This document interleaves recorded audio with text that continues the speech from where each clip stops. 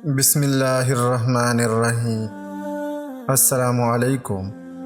S T V quotes کے پیارے ناظرین، آج ایک نئی کہانی کے ساتھ حاضر ہے جس کا عنوان ہے ایک نجومی کا انجام۔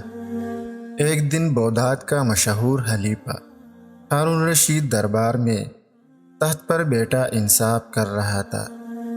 اتنے میں چوکیدار نے آ کر خبر دی کہ ایک نجومی حضور سے ملنا چاہتا ہے۔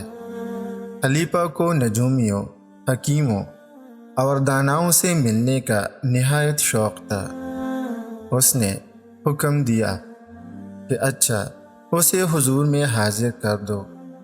نجومی آداب بجا لاتا ہوا دربار میں داخل ہوا اور ہاتھ باندھ کر بادشاہ کے حضور میں کھڑا ہو گیا۔ بادشاہ سلامت نے کہا، اگر تجھے نجوم کا علم آتا ہے تو اچھا یہ بتا کہ آج کل میرا نائب وزیر فضل کہاں ہے؟ نجومی نے حساب لگا کر اپنے علم کے روح سے عرض کی کہ حضور، وہ اس وقت خراسان میں ہے اور جس کام کے لیے بھیجا گیا تھا وہ اس نے پورا کر لیا ہے اور وہ واپس آیا چاہتا ہے۔ اس کے بعد خلیفہ نے نجومی سے پوچھا کہ میری بیگم کے لڑکا ہوگا یا لڑکی؟ نجومی نے فوراً حساب لگا کر بتایا کہ حضور کے گھر لڑکا پیدا ہوگا اور تھوڑے دنوں میں پیدا ہونے والا ہے۔ بادشاہ نے 2-3 سوال اور پوچھے۔ ان کے جواب بالکل صحیح اور سچے نکلے۔ نجومی سے فرمایا کہ نائب وزیر فضل بھی آنے والا ہے اور لڑکا بھی پیدا ہونے والا ہے، اس لیے تم اس وقت تک ٹھہرو کہ ہمیں تمہاری باتوں کا جھوٹ سچ معلوم ہو جائے۔ نجومی نے منظور کر لیا اور وہی رہنے لگا۔ کچھ دنوں کے بعد نائب وزیر خراسان سے اپنا کام کر کے واپس آ گیا اور بادشاہ سلامت کے گھر لڑکا بھی پیدا ہو گیا۔ بادشاہ نہایت خوش ہوئے، نجومی کو بلایا اور بہت سا انعام دے کر اپنے دربار میں جگہ دی۔ چند روز بعد ایک دن بادشاہ کو بیٹھے بیٹھے یوں ہی کچھ خیال سا آ گیا۔ نجومی کو بلا کر پوچھا کہ بتاؤ، ہماری کتنی عمر باقی ہے؟ نجومی نے حساب لگایا، ذائچہ دیکھ کر دبی زبان سے آہستہ بولا کہ علم کی روح سے تو بادشاہ سلامت کی عمر کا صرف 1 سال باقی ہے، اس سے زیادہ حضور نہیں جئیں گے۔ نجومی کا یہ کہنا تھا کہ سارے دربار پر سناٹا چھا گیا۔ امیر، وزیر، اہلکار سب خاموش تھے۔ خلیفہ کا رنگ پک ہو گیا، گھٹنے پر سر رکھا، آہ کی اور گہرے خیالات میں غرق ہو گیا۔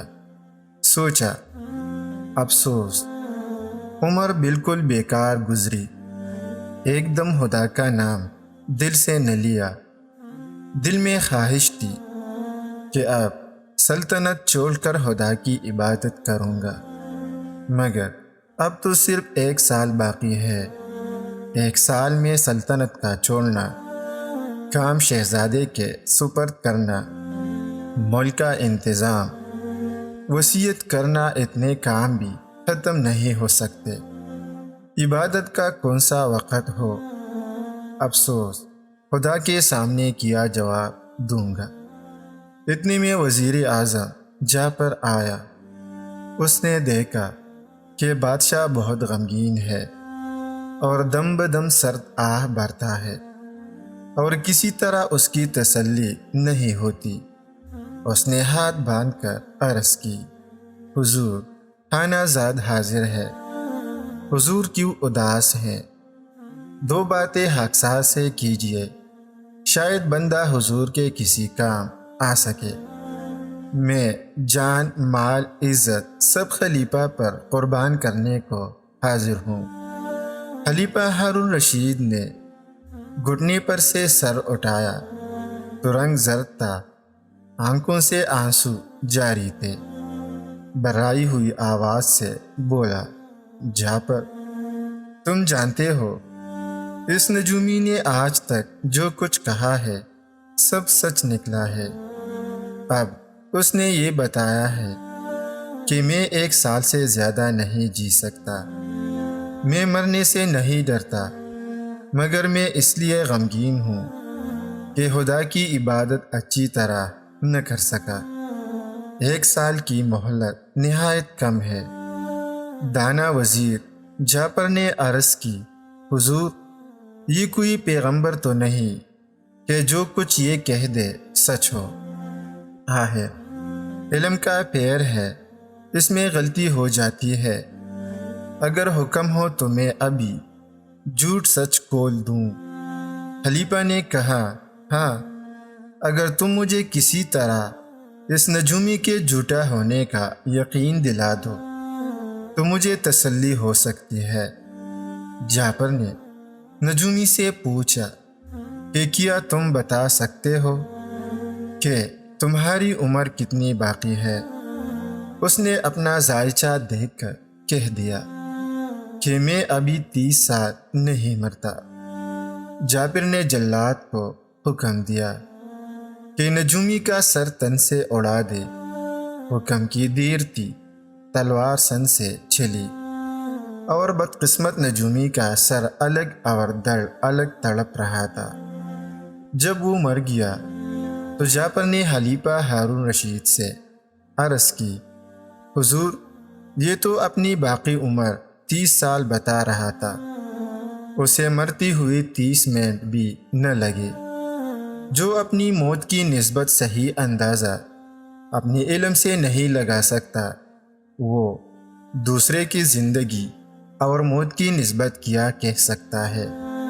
ان باتوں کو سن کر خلیفہ ہارون رشید کو تسلی ہوئی اور پھر وہ خوش اور بشاش نظر آیا، مگر اس کے بعد زیادہ تر عبادت میں مشغول رہتا تھا۔